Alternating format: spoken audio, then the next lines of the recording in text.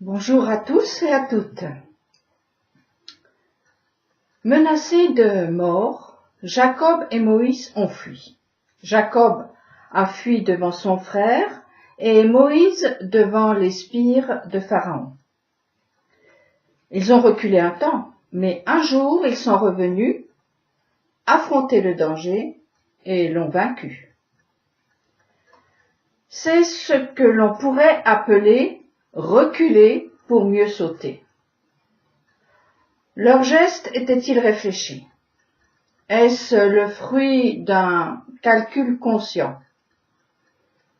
Je ne pense pas. Par contre, pour nous, aujourd'hui, ces histoires nous enseignent de ne pas nous fier aux apparences pour trouver le chemin caché derrière toutes les situations qui nous dépassent. Prendre du recul n'est pas un signe de faiblesse, au contraire. Cela demande une grande maîtrise des énergies mises en jeu qui doivent être canalisées pour atteindre leur cible. L'erreur serait la précipitation. La peur pousse à cela. La panique fait perdre la tête.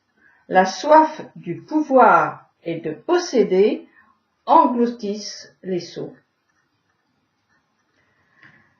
L'impatience est le piège duquel nous devons nous méfier.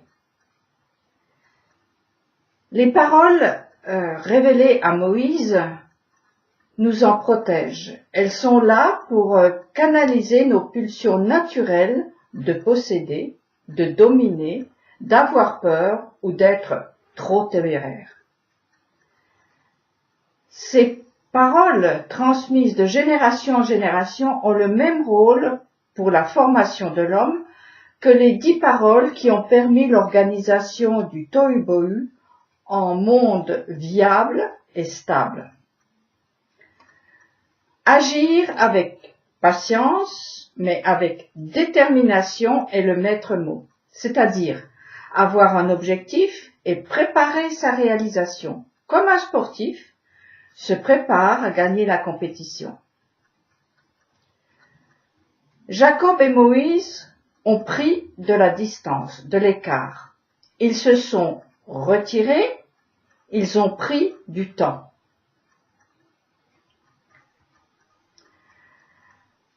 Gagné par l'impatience, c'est ce temps que Adam et Ève ont négligé.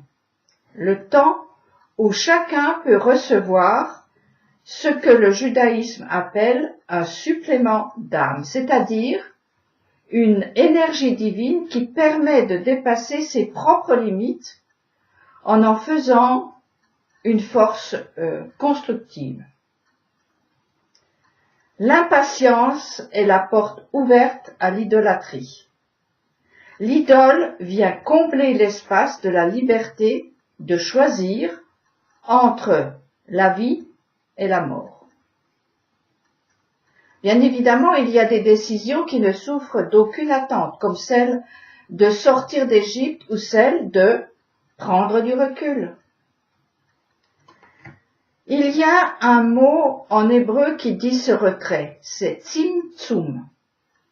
Et le premier qui a fait ce tzimtzum, c'est le Créateur lui-même. Il s'est rétracté, contracté pour permettre au monde d'exister. Il a donné du temps au temps de se déployer. Faire un tzimtzum, c'est se limiter, mettre une limite à sa soif de pouvoir, de possession, de savoir. C'est laisser la possibilité à l'autre, le tout autre, de se manifester, d'exister, de respirer, de parler. Et cela ne peut se faire que dans un espace-temps vide qui permet le mouvement. Prendre du recul pour écouter, humer, ruminer, prendre conseil et mettre un espace pour empêcher la nature, notre nature, de répondre à notre place. Souvent, en présumant de nos forces. Nous avons coutume de dire « la nature a horreur du vide ». Moi, je dirais juste l'inverse. La nature adore le vide, car elle se précipite pour prendre la place. Elle dévore l'espace abandonné, alors qu'il était destiné à être cultivé pour jouir de fruits et de légumes, pour donner du jeu, permettre le mouvement. Observez un jardin laissé à l'abandon. Même s'il a été cultivé avec soin pendant des années, au bout de quelques mois, je dirais presque quelques jours non cultivé, laissé libre, un fouillis invraisemblable va le recouvrir. La nature reprend ses droits. Plus un mètre carré n'est laissé libre. L'espace et le temps sont devenus les esclaves de la nature qui dictent ses lois. Les lois qui sont celles du plus fort. Et à ce jeu-là, l'homme n'est pas le plus fort. Il a besoin d'un espace-temps libre de toute pression extérieure, libre d'avoir le temps de choisir la voie qu'il veut suivre. C'est façonné par les deux mains d'Élohim, le permis et l'interdit, que l'homme peut entrer dans sa mission, qui est de parfaire la création, en faire un jardin où tous y trouvent paix et abondance. Le mot « paix » introduit une nouvelle dimension au-dessus de la morale qui dit « ça c'est bien, ça c'est mal ». La paix introduit la dimension de l'éthique, c'est-à-dire la prise en compte que chacun a une place, un espace qu'il cultive. L'autre n'est pas un objet de la nature, il est un sujet, une question inépuisable. S'il y a bien une situation où il est nécessaire de prendre du recul, c'est dans sa relation à l'autre humain.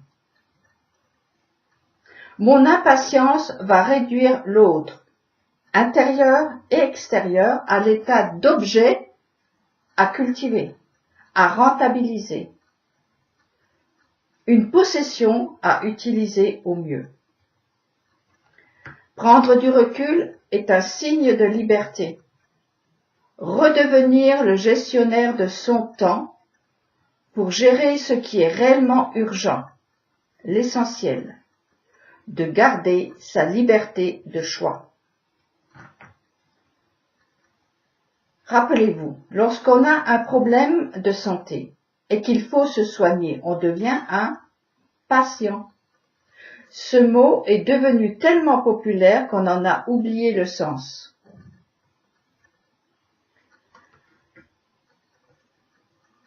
Le 7e jour est celui qui fut créé pour accueillir le retrait du Créateur.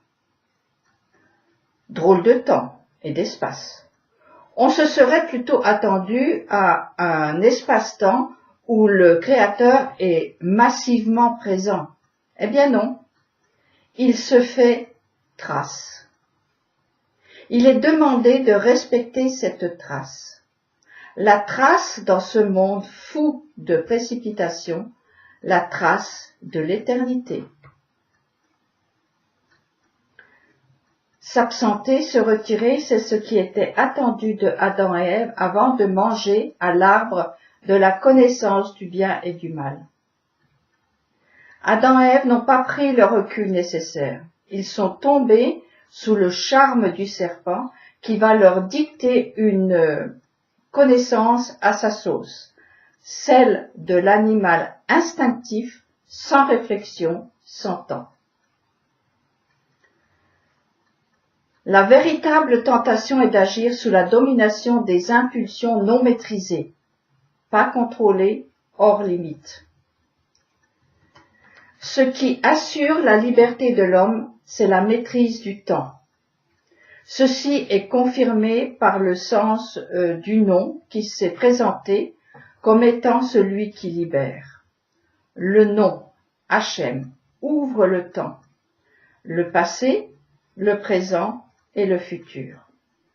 On voyage dans le temps et avec le temps. Ceci d'autant plus que le tétragramme veut également dire là-bas.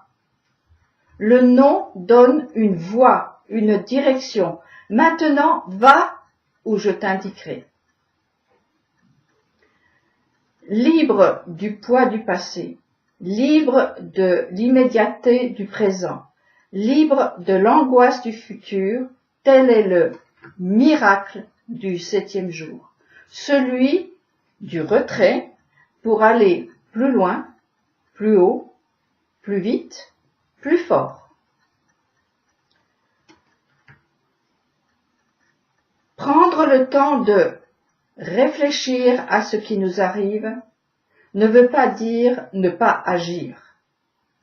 Décider de prendre du temps est aussi une action puisqu'il est dit « Je place devant toi la vie et la mort choisie ».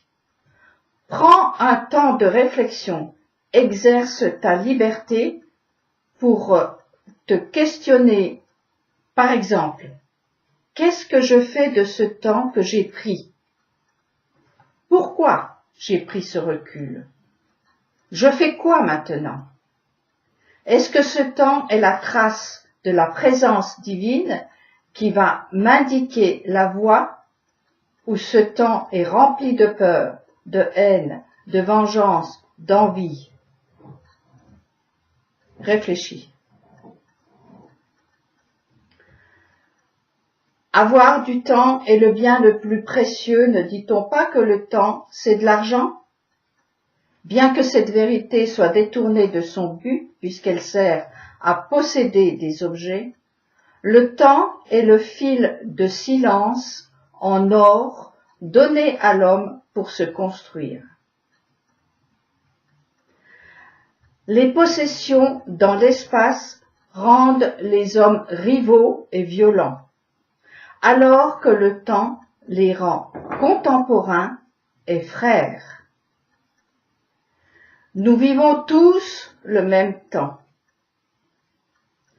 Alors, qu'en faisons-nous? Réfléchissons.